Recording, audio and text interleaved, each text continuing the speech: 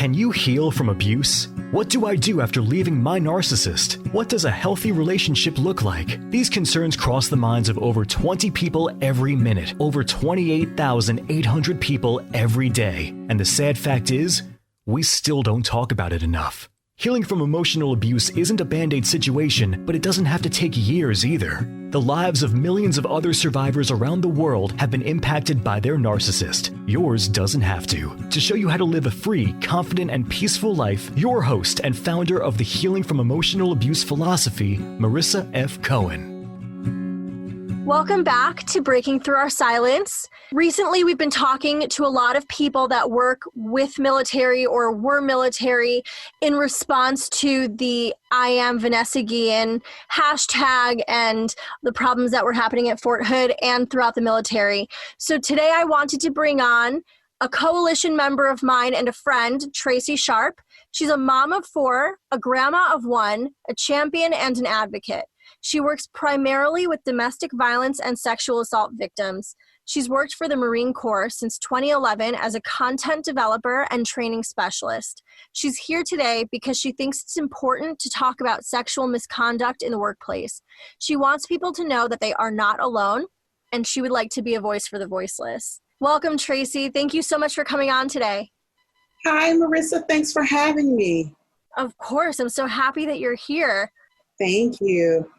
So let's get started. Would you mind telling us your story? Yes. So as you mentioned, I've worked for the Marine Corps since 2011. In 2013, I became the victim of sexual harassment. Through that very difficult time, and my case is still looming, so it hasn't been resolved. But what I learned through that process was to manage my expectations, because there is a series of cover-ups. There's a system in place that protects the predator and not the actual victim, which was really difficult for me because as someone who worked in behavioral health, who worked with sexual assault, who worked with victims of domestic violence, it was unbelievable what happened. Are you comfortable or able to tell us what happened or no? Absolutely, I can. So I was actually the head of a training team. And around in 2013, the organization decided there needed to be a reset. So they needed more green side representation, meaning that Marines needed to be more present in the training field. So when we would go out to not only train, but to collect information, there needed to be more than just civilians. There needed to be Marines so that the Marines felt comfortable. And so around that time, they brought in a Marine who had previously been a colleague. We had a decent working rapport, so it wasn't a friendship. It was just someone that I knew, and things got a little sticky there. So in hindsight, I can see where the grooming began, and I can see where the enablers inserted themselves. But I can tell you what's going on. It was in the newspaper. It was all over the news. The harassment turned to threats, and those threats caused some issues for me professionally and personally. So that Marine, after a series of investigations and cover-ups, finally, he was seen before a board of inquiry, and the board found him guilty in October of 2018. And it took the Marine Corps until February of 2020 to actually separate him according to the board's recommendations. That's disgusting. So after he was found guilty of harassment and sexual misconduct, he was still in his position for 14 months. That's disgusting. So he was totally protected. And meanwhile, what were you going through? So it began with me. In the beginning, I just asked for a safety plan. And the Marine Corps refused to draft one, give one, or enforce one. So I even had my attorney send documentation and also a request, and it went ignored. Eventually, it became too much for me to be on the base, and I went on workman's comp. With that being said, the Marine Corps, after 11 months, decided they wanted to pull the workman's comp and have me go back to work with him. And that was just not an option for me. So, as you know, I have not worked since or had a paycheck or any income coming in since March of 2019. So while he was able to get a master's degree and stay in his uniform and stay on active duty until he was able to retire. I, on the other hand, have had my entire life dismantled and basically been told to put it back together. That's not okay. That's very perpetrator-centered. Exactly. And that was one of the reasons I wanted to speak out, because I don't want other victims to feel like whatever they're experiencing, they're alone. There are a lot of tactics that are used and a lot of narratives that are employed. So, there's a lot of gaslighting. There's a lot that goes on with it. And I remember at one time, and not to be too graphic, but to let you know, with him showing me his penis, I was asked whether or not it was a mistake, whether I actually saw what I saw, and for me, that's the disgusting part, is being questioned all the time. Right. You're the one that's being really investigated when they were the one that was accused. Absolutely. Wow. That's like equivalent to asking a victim what they were wearing. I was asked that. Were you? Yes. So I was asked. The series of questions that I was asked are just beyond disgusting. And you'd think that with social media and people blowing that up, and they've even had parts of museums, like exhibits of museums centered around these stupid questions, you'd think that they would get the hint to stop asking them because they're not relevant. What else could you have possibly seen? Right. One would think that would be the case, but it isn't. So the one thing I want to point out is, my experience with the military, uniforms can be really intoxicating. And I can remember even being on hiring panels where I felt like if we hired an individual, they were just ripe for abuse, because of the fact that the uniforms are intoxicating. And there are a lot of people who can't separate one from the other. So the loyalty is to the uniform, not to morals, not to values, not to individuals. And you find a lot of leaders that really just want to get in and get out. They don't see that there's anything wrong with what's going on. And as a matter of fact, there was a general in my case who even called the conversation around the sexual harassment, the crude and nasty comments he made were referred to as frat boy humor. And it isn't funny. I think that rank also plays a huge part in it. I've been talking to people now for a couple weeks about what they've experienced in the military or working with the military, and leaders and generals and commanders taking advantage of their rank, knowing that the people that they harass or abuse that are under them or below them in rank, it's going to end up coming back up to them anyway. So they're kind of stuck. Yes. And that's a total abuse of power. It really is. And I think it's so subtle at times it isn't recognized. And that's why I'm a proponent of even prosecuting the enablers. Because this isn't a crime that is committed solo. There are people that help these perpetrators. They cover for them. They encourage the behavior in a lot of ways. Silence is encouragement, If you see a battle buddy or you see somebody, that a brother or sister in uniform doing something bad or doing something inappropriate or sexual, then say something. And it's unfortunate because there are policies in place that you protect each other, and that kind of protects the perpetrators, doesn't it? It's supposed to. And I will tell you this, there are a lot of policies in place and we can read them all day long. If no one enforces them, they are non-existent. And that's what happens a lot of times, is that it becomes more so about protecting your buddy than it is about enforcing the policy and protecting everyone else. Do you still work for the Marines? I am in the process of phasing out at this point. I have an active EEO case pending, and once that is done, I will phase out and work on my nonprofit, which is Which Narrative. So that was the other thing. In 2019, I began Which Narrative, and that was to help victims identify where they fall in the process. One of the things I can tell you is that I knew who I was prior to this happening. All the ambitions, goals, and everything else that I had, the dreams I had for myself, I could tell you exactly what they were.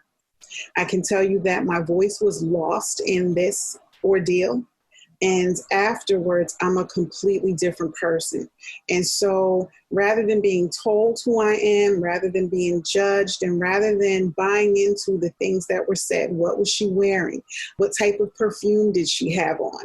Was she seductive towards you in any way? Changing that narrative to say that I am an adult woman. I'm a professional first and foremost, and I know how to conduct myself in a workplace. So unfortunately, victims are taught to believe that they're the ones that are in error. So if you wear a button-down shirt, maybe you should have had on a turtleneck, or if you wear a skirt that comes to your knees, you should have had one down to your ankles.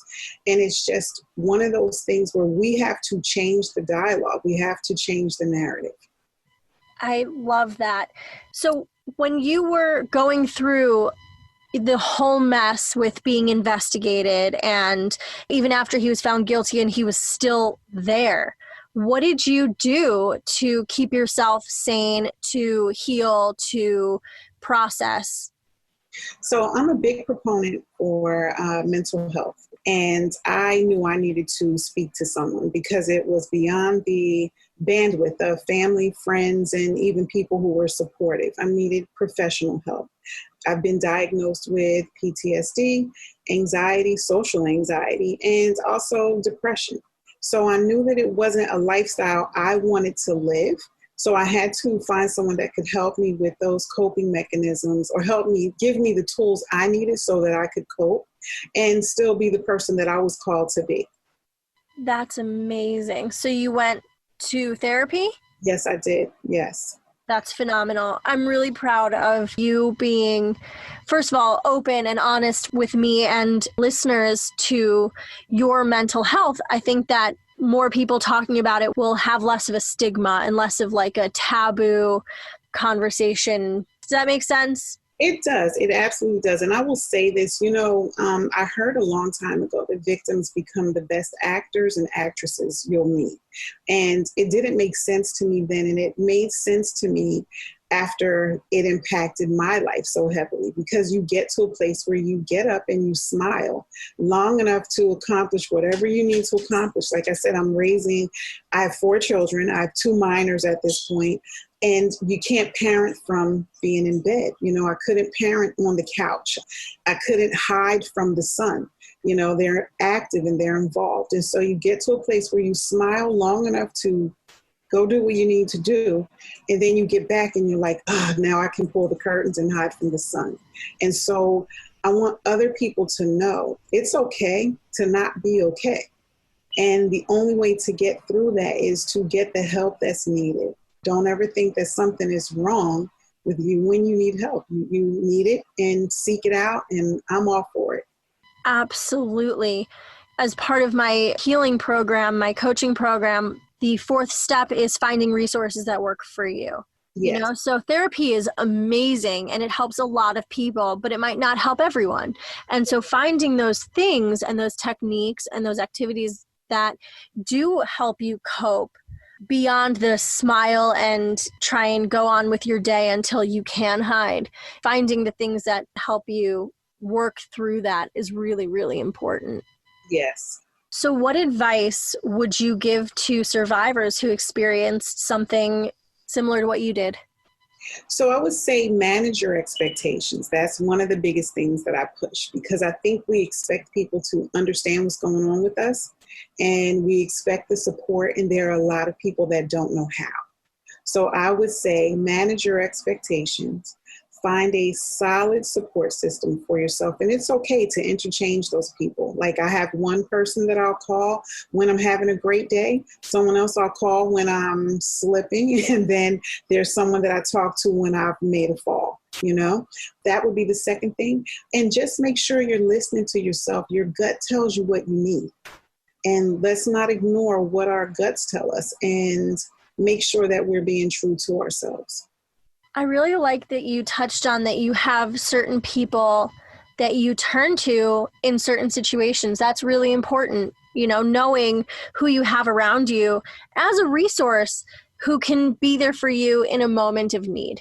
I would love for anyone listening to sit down right now and think about 3 people in your life that you can call when you're feeling depressed, when you're feeling anxious, when you're feeling triggered, that you trust, that you know will be there to support you.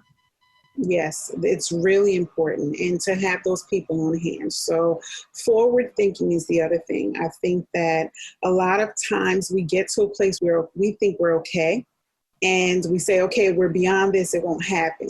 But what we forget, or what we aren't aware of, is that there are a lot of times when we're triggered. And just out of nowhere, there are times when I can see someone in uniform and I'm triggered, and not that they've done anything to me, but it brings it back, Yeah, absolutely. And it might not be like a full-on panic attack, but if your heart starts racing, there are so many different signs of being triggered or being traumatized. It manifests in so many different ways, that being self-aware enough to recognize those and then make a phone call to somebody. Yes. Absolutely. One of the things I wanted to touch on was to make sure that people aren't, or victims, I'll say this, they aren't allowing themselves to be minimized. One of the challenges I faced was, because it was a non-penetrative event, I was told there was no trauma associated with it. And so I want to make sure, the other thing is that, we're not minimizing these experiences and the impact they have on us. Yeah. Absolutely. I'm so happy you said that. All the time, people will call me or write to me and say, oh, well, my experience wasn't as bad as somebody else's. I wasn't like actually raped or assaulted. It doesn't matter. I love that you said that, Traci, because it doesn't need to be penetrative in order for it to be traumatizing. Absolutely. Absolutely. We're on the same page. Absolutely. Yeah. And, these instances, there are lifelong consequences. So I know that I have to, for the rest of my life, have a plan in place, because I never know when I'm going to need that support system, or when I'll need to be back in therapy, or when I need to modify the way I eat, or whatever it is I'm doing in my life. I know that for the rest of my life, I will have to take inventory of where I am, what's going on around me, and who I can reach out to. And I'm glad to hear that you have people around you that you feel supported by, and that empower you and help you overcome all those things that you've endured.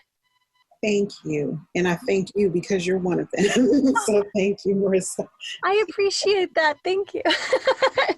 Is there anything else that you want to talk about that I didn't ask about? No, I think we've covered it. I'll just reiterate, reach out, manage your expectations, and reach out. We believe you. We have a solid support system. Never let anyone minimize you or your experience, and just know that there are other people out here ready to support. I love it. And I cannot wait to see the amazing things that you do with Which Narrative. As soon as that's up and running, please let me know. We can collaborate on something with my nonprofit. We can do like a big initiative or something. Yes.